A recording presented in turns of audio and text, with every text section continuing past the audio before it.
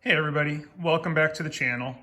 Time to get back to work on the retrofit or adjustments of the layout of the dash as far as the lighting and switches go. I'm going to start with relocating the high beam blue light. Currently it is located right here. It is now going to be moved here between the speedometer and the oil pressure gauge.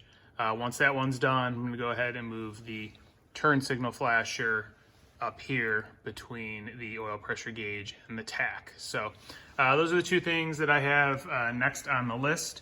Once those are done, then I'll have all those holes down there freed up for installing the fan switch, headlight on-off switch, the high beam switch, and the turn signal switches, and as well as the dimmer switch. So those are the next things to get to work on, and let's get started. All right, so I got the bulb cut out and I went ahead and stripped back the sheathing on the wires. Thankfully, these two didn't have any of the green creeping death on the copper. They both look pretty clean. So these ones should be good to go.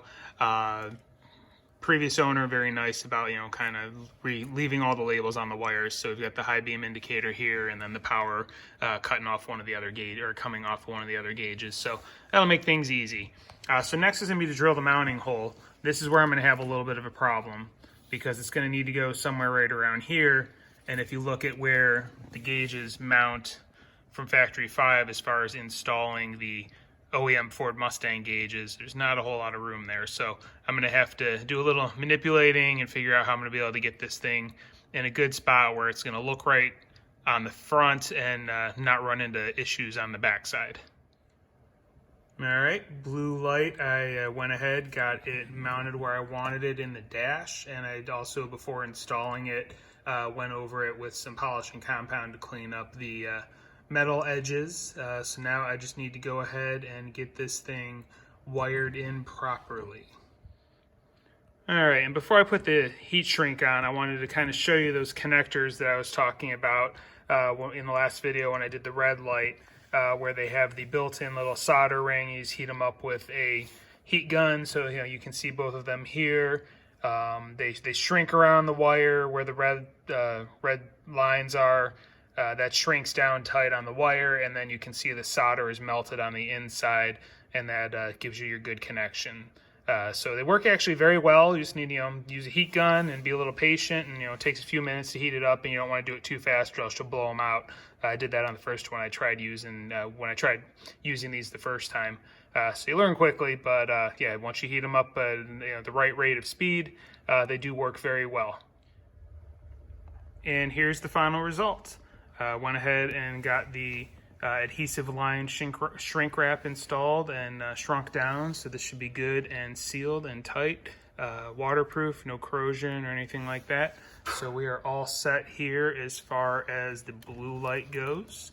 Next we'll be figuring out how to get that green light in the position I want with the obstacles that I have in the way back here as far as where these gauges overlap and whatnot. All right, and now we're on to the turn signal indicator. I've gone ahead and cut it out. I did have to trim back a little bit of the wiring from where it was spliced before because I did see some of that creeping green death. Went over the light and the metal trim with some mother's polish, clean it up pretty nice.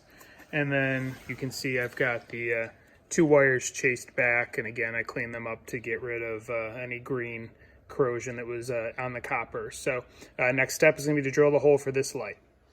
All right, and here we are. I got the light mounted. I lucked out. I mean, it may not be perfectly centered in the exact perfect position, but this was, this is mimicking a British car. Nothing is perfect on them. They're all hand built.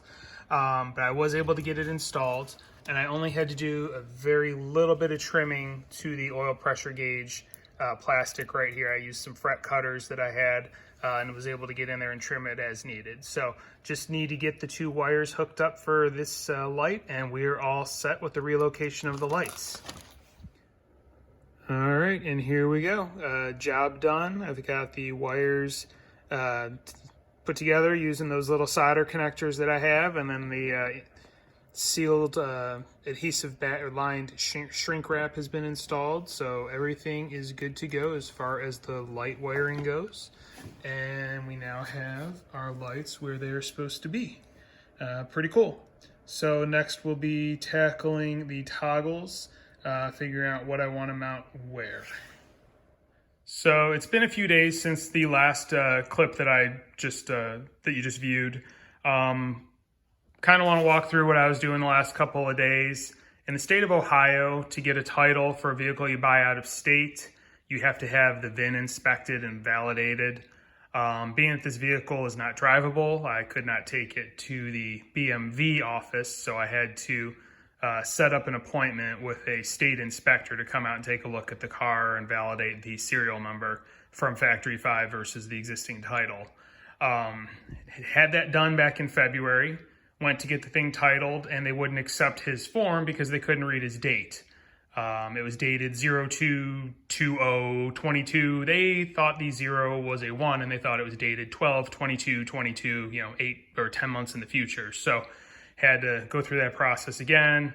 Thankfully, a few days ago, they came out, did the inspection, went yesterday, and got the title taken care of. So we now have a title for the vehicle. It is officially my Cobra, so I'm pretty happy.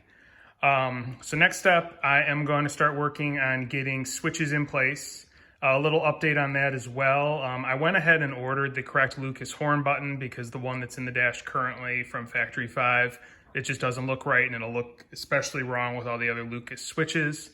Also went ahead and found Period Correct has a knob, a heat blower motor knob that will fit the Vintage Air or the Vintage Air style controls. So I'm going to put that knob in the dash as well. And it'll just look, again, more authentic having, the blower knob sitting there in the dash. Still have to figure out what I'm doing as far as the vent ports that you can see versus the heater duct that's at the bottom and that heater box that's kind of in the way of where the 2 gauges will go. So that is where I'm at currently. So let's get started on getting some switches mounted. All right, so I've removed the horn button that was in here, measured the hole, and I think it's about 21 millimeters. From what I read, the horn button, the Lucas one, needs a 20 millimeter hole, so it's going to be a little big, but it should be fine once I get everything mounted and whatnot. I think it'll work out okay. One other issue I'm going to have is the hole where the previous fan switch was. They had a washer behind it to kind of, make it look a little more decorative and keep it in place a little bit better. It's left, indentations in the dash now. So what I'll probably do is whatever I put there, I'll just use that same washer. Maybe it'll, make it look a little more polished and dressed up. So what I'm thinking I'm going to do as far as my switches go is I'm thinking I'm going to put the toggle on off for the fan right here, the high-low headlight here, and the main headlight button there. Apologies for the last clip. My wife was pulling in right as I was finishing up, and that was the sound you heard, the garage door opener going up. So, been sitting here messing around, trying to look at the different switches and where I want to lay them out. And I actually kind of forgot about one other one that I was going to have, so that kind of screwed up my original plan of attack. So, what I'm thinking now, I don't want the turn signal button all the way over there, or too far over, but I think I might have to do that because that one spot where you now see the panel dimmer, the vinyl was messed up from that washer. I think I'm gonna have to do it. So what I'm thinking is now gonna be the order. It'll probably be, this is gonna be the high-low dimmer, or high-low headlight. This will be the headlight switch. This is going to be the fan on-off switch. The horn will stay there. I'm going to drill a hole here, and that will be the turn signal control. And then I'm going to drill another hole here, and that will be the heater blower motor control. And that should be somewhat authentic looking. Normally there would be just the knobs here, here, and here for the, the cigarette lighter and 2 knobs, and then a knob here, and then a couple of toggles. But I'm trying to make it look as authentic as possible. So I think that's where I'm at with this. I'm going to end this video right here since I have some holes to drill, and I do want to just kind of think about it a little bit more before I start drilling holes. But that's where we're at. More to come. If you're interested in following along, seeing where I go with this, please like and subscribe. And thank you for viewing.